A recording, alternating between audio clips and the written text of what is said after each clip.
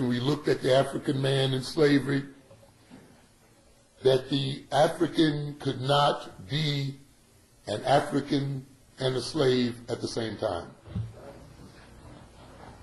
You can't be an African and a slave at the same time. You cannot be a real black African person and be under the control of the European at the same time. Therefore, the slave master recognized this right away. And consequently, he set to work immediately to remove the African nature from the African person. Which means then if he removed the African nature, he took away the self-knowledge necessary for that individual to define himself. He took away the values, took away the cultural mores and ethics, the cultural way of perceiving and dealing with reality. He took away then the self-definition. That is why, of course, we don't find ourselves in history. That is why the anthropology distorts the perception of the African. That is why economics is not adequately explained in terms, in relationship to our people. That is why the religion is distorted and used against us. We've told you many times that you have to recognize that the European's position depends upon the subordination of the African peoples. And consequently, every institution in the European system has as its center the maintaining of the status quo. That is why I've often said everything has to be reversed when it comes to the African person. When you send your children to school, they must be made dumb in the same school that the white child is made smart in. Everything must be turned backwards. Welfare must keep you poor, we've said. Religion must send you to hell. And it is. Very much so.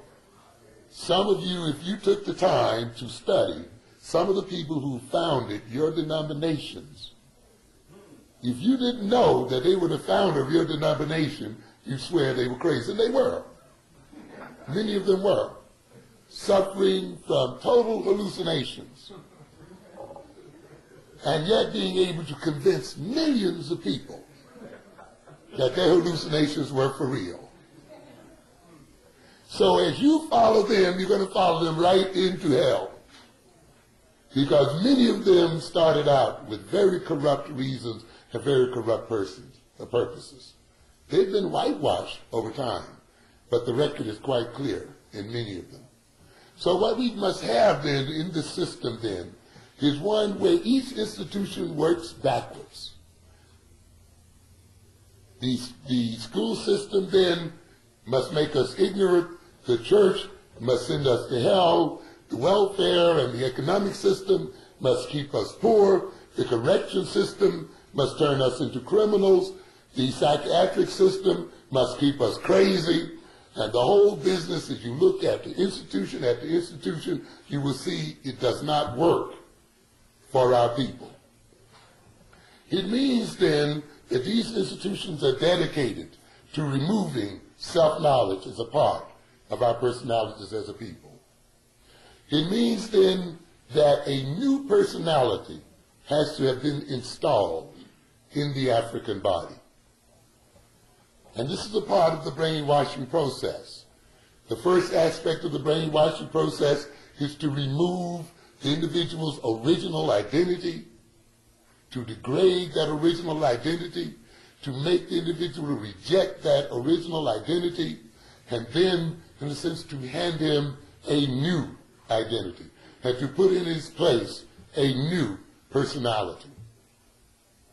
Hence, I've said many times, the African man as we see him today is a created man, is a Frankenstein creation of the European. Amen. We talked in psychology about conditioning, how you condition a rat, or how you condition a dog.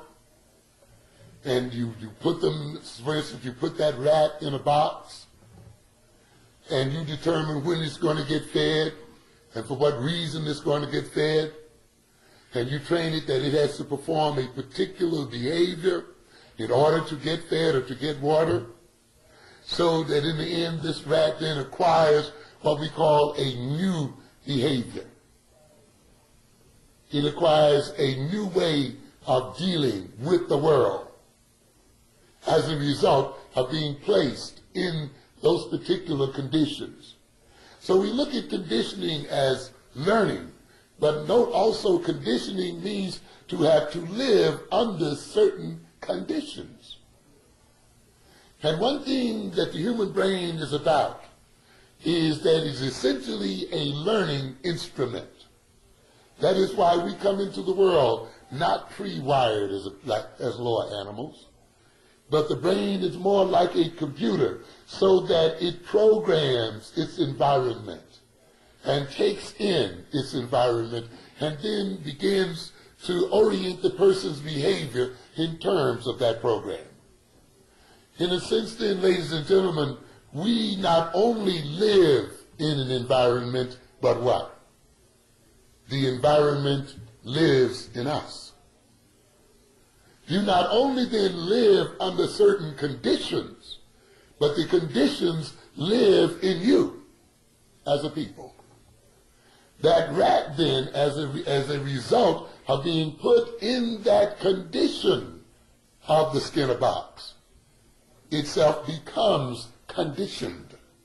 And you can tell that it has been in the box by looking at its behavior, which means that the condition now has inculcated itself into the very brains of that rat, and it comes out into its very behavior.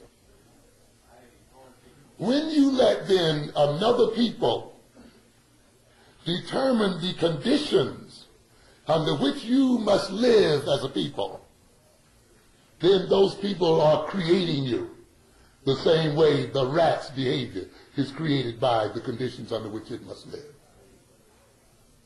I tell my students then, when you look at the Skinner experiment, the rat in the box, you must not look at it just the way it's described in the book.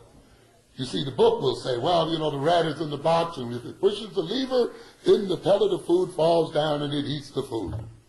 And after a while, it learns the association between pushing the lever down and getting the food. Hence, it is conditioned. And they play all kinds of games with that. And see, a good old black student, he comes in there and he learns all of that, man. And he figures he's equally educated with the white boy. Oh, man, I know this conditioning.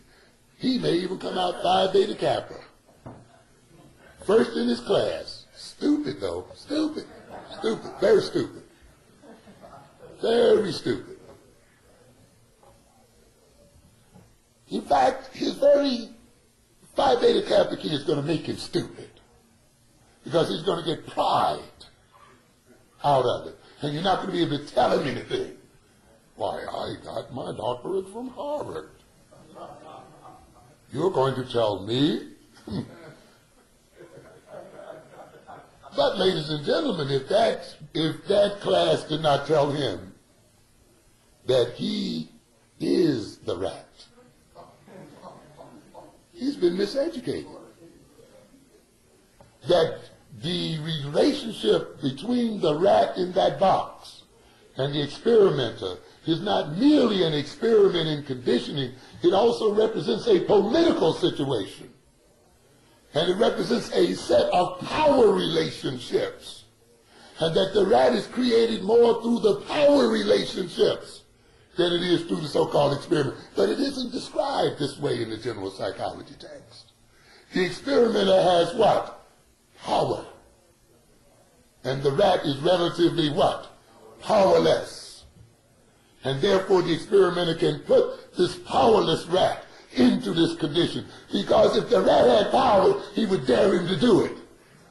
And say, you're not going to put me in that box. I'll put you in the box, but you're not going to put me in the box. But the rat, having not that power, is not able to do it. And now the experimenter uses his power. I'll feed you when you do this. I'll send an electric shock through you when you do that. When I turn this light on, you eat. When I turn it off, you don't. And then so if that student doesn't learn that, he's been miseducated. I don't care what an A he makes in the course. He's been made stupid by the very education. If he's not told then and asked the question, let's look at Harlem and let's look at the other ghettos of the world, and these include whole nations. Who's feeding you? Where do you get your food from? Don't you know you're locked in here? And if someone ran a blockade around your community today, you'd literally starve to death. Who's bringing the waters into your community and into your house? The oil, the gas, the lights, the jobs. And when you look at it, you see again a what? Power relationship. And do you think these people who control these essential things are going to be foolish enough to manipulate them in a way such that you will not be controlled in the sense that they want you to be controlled as a people? That they are not going to use this power to create into us a type of personality that is compatible with their own system and with their status quo?